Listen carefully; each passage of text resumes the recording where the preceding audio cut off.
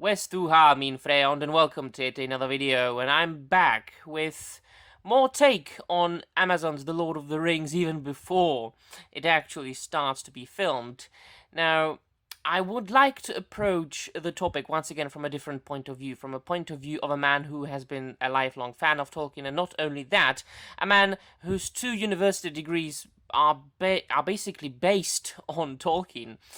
I would like to talk about what Amazon could do, possibly and potentially, to make the show work. Of course, we know that in the primary world, as Tolkien called it, in the real world, in reality, we are not going to get it. Because in the 21st century, in 2021, the filmmakers, the creators, the writers, and the owners of the huge film corporations and corporations in general, they do not focus on good storytelling and respecting the original material anymore.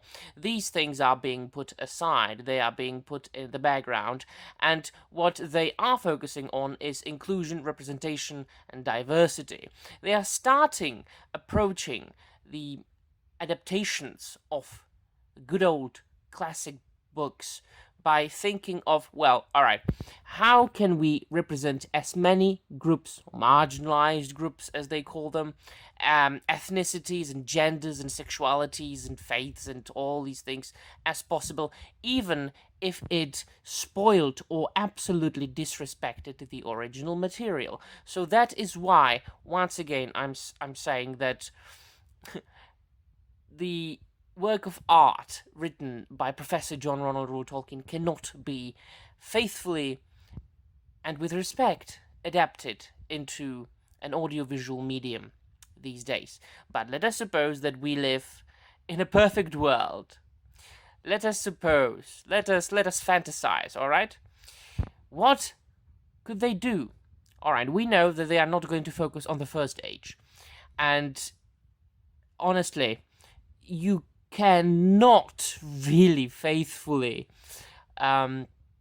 adapt the First Age into an audiovisual medium.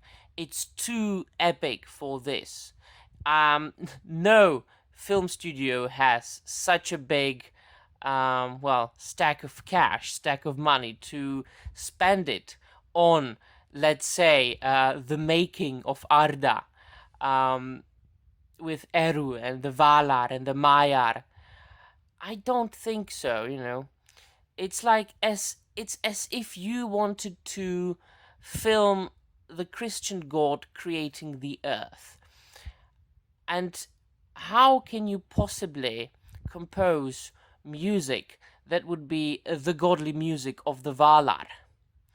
Well, you can approach it by composing very good instrumental music. You could hire Howard Shore, the man who made the music for The Lord of the Rings and The Hobbit, but no earthly composer is able to compose the music of Valar. So no, thank you very much indeed. Not that. That could never work, even in a perfect world. So we must make something about, well, the physical people, right? About possibly the elves or the Edain, or the men, the humans, as they were called by the elves, the first people who came to Middle Earth. All right, so what could we do? We could, of course, focus on the Silmarillion, as we should. And what could we do from the First Age?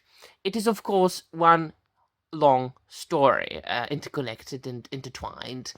But still, the Silmarillion is more of not a collection of short stories, definitely not, but it could be divided into shorter chapters and shorter stories that could potentially and quite possibly stand by their own.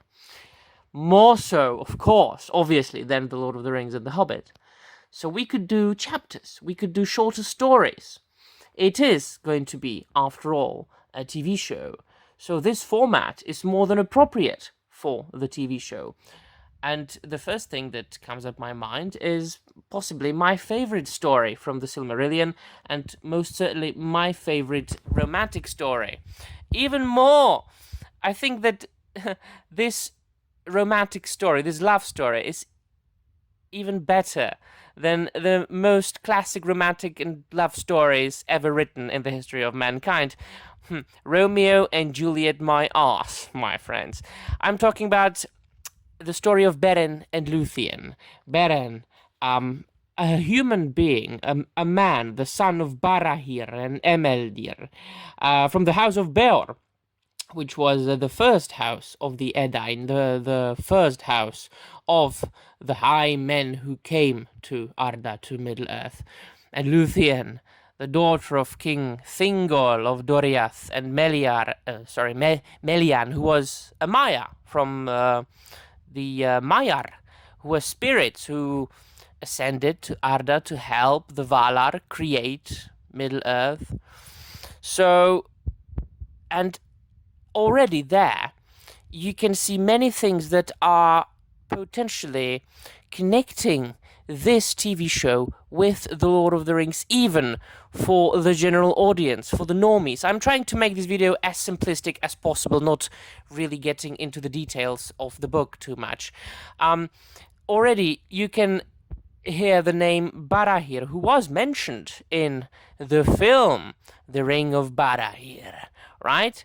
Not even mentioning the fact that Beren and Luthien are really the forefathers of both Aragorn and Arwen. So if you think about it, Arwen is a descendant of a Maya, of a higher spirit that was almost a godly character. That is one of the reasons why she was such a beautiful woman and such a fairy-like character. Of course, she was a descendant of Luthien, so that's why, right?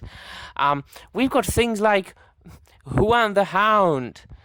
This can potentially be made into a very cute thing, shall we say, you know. Every time when you have a dog somewhere, you can make it cute, even if this particular hound was granted many supernatural gifts by the Valar themselves, and he was an enormous, gigantic dog who was allowed to speak 3 times before he died and could only be killed by a werewolf who turned out to be Sauron, I believe. And there already, you've got more things that are connecting the Lord of the Rings with the original Lord of the Rings films with this new TV show. They must necessarily fight Sauron, who can change and transform into a werewolf or a gigantic bat. Imagine scenes like that. Those scenes can be made. Of course, we would have to make Morgoth or Melkor, who was the first and the greatest Dark Lord, one of the Valar, the Dark Valar, the fallen Valar, right? So this could potentially be such an epic and awesome thing that this would defeat, as far as TV shows goes, even Game of Thrones and Stranger Things, and all the popular TV shows that have been aired in the last couple of years.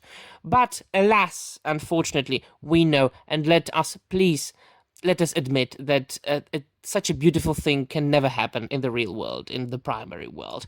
We are going to get an SJW woke shit show that is going to crap on Tolkien's legacy. Fortunately, as I always say, I will always have Tolkien. I will always have his books, everything that he wrote. And that is why I do not really need to bother my mind with the upcoming atrocity called Amazon's Lord of the Rings. But since I am such a huge fan of Tolkien, and he is a part of both my leisure time life and my professional life, I really consider it a responsibility to make videos about it and talk about it from time to time. So let me know in the comments down below what you think, my friends, if you agree with me that Beren and Luthien would be a perfect story to make into a TV show, a couple of episodes maybe, because of its format, because of its episodic nature, and, things like that. So yeah, that will be all from me. Thank you very much for watching. See you soon, and Namarie.